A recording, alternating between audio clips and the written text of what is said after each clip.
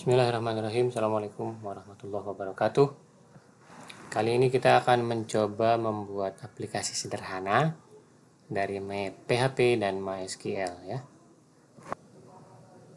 Setelah pada pelajaran sebelumnya kita mempelajari perintah-perintah MySQL, maka kali ini kita akan coba terapkan perintah SQL tersebut pada PHP ya. Jadi pada kesempatan kali ini kita akan coba membuat database dan aplikasi yang cukup sederhana saja ya, seperti buku tamu gitu. Berikut adalah tahapan pembuatan aplikasi buku tamu. Yang pertama, kita buat satu file untuk tes koneksi, yaitu nama filenya adalah con.php ya. Nih, kita coba buka con.php, isinya seperti apa. Nah, dia berisi beberapa variabel. Server name kita menggunakan localhost, username-nya nama kita masing-masing, dan passwordnya juga demikian. Berikut perintah untuk membuat koneksinya ya. Sebagai objek new MySQLi, server name, variabel username, dan password. Nah, di sini untuk perintah memeriksa koneksi. Jika koneksinya itu error, maka dia akan menampilkan error message-nya. Namun jika berhasil, dia akan menampilkan connected successfully. Kita akan uji coba. Nah, ini perintah con.php. Kalau kita jalankan connected successfully. Jika password ataupun username salah, dia akan menampilkan errornya. Contoh, kita coba hapus salah satu passwordnya, kemudian kita refresh. Nah, dia akan menampilkan errornya ya. Errornya ini menunjukkan bahwa bisa jadi username atau passwordnya salah. Baik, kita kembalikan lagi dan kita refresh kembali. Sudah sukses ya. Kemudian kita kembali ke tuntunannya ya. Readme.txt. Yang pertama, kita akan coba create.php untuk membuat database-nya. Kurang lebih seperti ini, create database. Nah, jadi untuk membuat create atau membuat database, server name-nya, username, dan password tetap sama seperti tadi. Nah, kemudian ini membuat koneksinya seperti tadi juga sama. Kemudian jika koneksinya error, maka dia akan menampilkan pesan error. Nah, disinilah tahap pembuatan database-nya. SQL create database MyDB. Jadi nama database-nya adalah MyDB. Jika pembuatan database berhasil, maka pesannya akan menunjukkan database created successfully. Jika error, maka dia akan menunjukkan error message-nya atau pesan errornya. Kemudian koneksi yang tadi di atas di baris ke-7 kita buat dan di baris ke-9 kita eksekusi akan ditutup di baris ke-21. Kita bisa lihat di sini. Kebetulan ini sudah dijalankan, jadi untuk memeriksanya kita buka saja di sini. Nah, ini dia, database-nya sudah saya buat, bernamanya MyDB. Ya, sudah jadi. Kemudian kita kembali lagi ke tahap selanjutnya. Ya, setelah berhasil membuat database, apa yang kita lakukan? Tahap selanjutnya adalah create table. Ya, tahap nomor 3. Create table menggunakan file createtable.php. Nah, kalian bisa lihat bahwa level koneksi selalu dibuat di awal ya. Perbedaannya dengan yang sebelumnya, jika koneksi ini terdiri dari 3 baris awalnya sampai server name, username, dan password. Pada saat create database juga 3 baris, server name, username, dan password. Pada tahap create table, kita memilih nama database-nya dulu.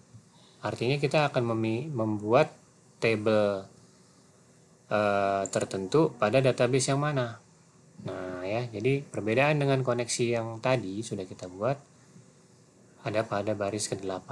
Jadi selain kita connect ke server ini dengan username ini dan password ini, kita masuk menggunakan database yang kita tentukan tadi. Sudah kita buat namanya MyDB.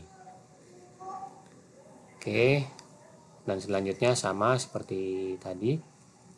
Kemudian pada tahap ini kita buatlah table namanya MyGuests ya. Perintahnya ikuti saja untuk sementara seperti ini. Sebenarnya kita bisa membuat database, membuat table menggunakan PHP MySQL ataupun bisa langsung dari PHP MyAdmin-nya yang tadi kita buka. Namun untuk pelatihan kali ini kita akan gunakan PHP ya. Beberapa field diantaranya ID ya, yang berisi integer 6 digit, unsigned auto increment primary key, ini ikuti saja dulu. Kemudian field yang lain adalah first name, jadi ini kolom-kolomnya ya. Yang tadi pertama ID, kolom kedua first name, dia varchar 30 karakter, tidak boleh kosong, not null. Kemudian last name juga varchar 30 tidak boleh kosong. Kemudian email terdiri dari varchar 50. Kemudian ada kolom terakhir yaitu namanya recdate. Ini gunanya untuk merecord automatic ketika sebuah data itu masuk. Nah, dia di tipe datanya adalah timestamp, default current timestamp, on update current timestamp ya. Ini perintah SQL-nya, terus kemudian kita jalankan di baris ke-23 ini. Query SQL. Nah, ini dia perintahnya ya. Query SQL. Jika berhasil membuat table, maka akan muncul table MyGuest created successfully. Jika error dalam pembuatan table, maka dia akan menyebutkan connection error. Kemudian baris ke-29 connection close ya. Nah, namun karena di sini saya sudah membuat table namanya MyGuest ya, maka dalam praktek kali ini kita akan coba buat namanya berbeda untuk memastikan bahwa tabelnya terbuat berhasil gitu ya. MyGuest kita ganti menjadi buku tamu ya. Oke, kemudian kita jalankan file create table ini. Oke, kita jalankan create table.php. Table MyGuest created successfully. Oh, ini pesannya yang salah ya. Ini mestinya di sini buku tamu juga. Tapi karena tadi sudah terbuat, sudah tercreate, mestinya di sini kalau kita refresh, ya ini kita refresh, mestinya ada 2. Nanti di sini di atas kalau berdasarkan abjad berarti di atasnya MyGuest ada satu table baru namanya buku tamu. Kita refresh ya. Nah, sudah berhasil membuat buku tamu. Table buku tamu sudah ada. Ini kolom-kolomnya ataupun field-fieldnya, ID, first name, last name, email, recdate. Kalau kita lihat strukturnya sesuai dengan yang kita perintahkan tadi di file create table ya. ID-nya berupa primary key, tipe datanya integer 6 dan seterusnya. Oke. Kemudian kita perhatikan lagi tahap selanjutnya apa. Setelah berhasil membuat table, kita akan coba melihat isi tabel MyGuess ya. Jadi tadi kalau buku tamu sebagai contoh saja memastikan bahwa perintah itu berhasil ya. Jadi kita kembali lagi dengan menggunakan tabel MyGuess. Kita lihat dengan menggunakan file select php. Nah, kita lihat select php ini cukup sederhana juga. Dia server name, username, dan password yang sama. Nah, tetap harus disebutkan nama database yang ingin kita gunakan. Itu database yang mana? Itu database yang MyDB. Nah, ini juga perintah-perintahnya, sintak-sintaknya sama. Kemudian inilah perintah MySQL yang kita letakkan di baris ke-14 ya. Pilihlah field ID first name last name dari MyGuess. Nah, jika berhasil, inilah dia ya. Resultnya adalah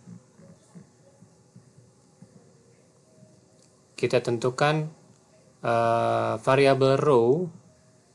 Resultnya itu dimasukkan ke dalam array ya. Kemudian ditampilkan array-array tersebut di baris ke-20 ya.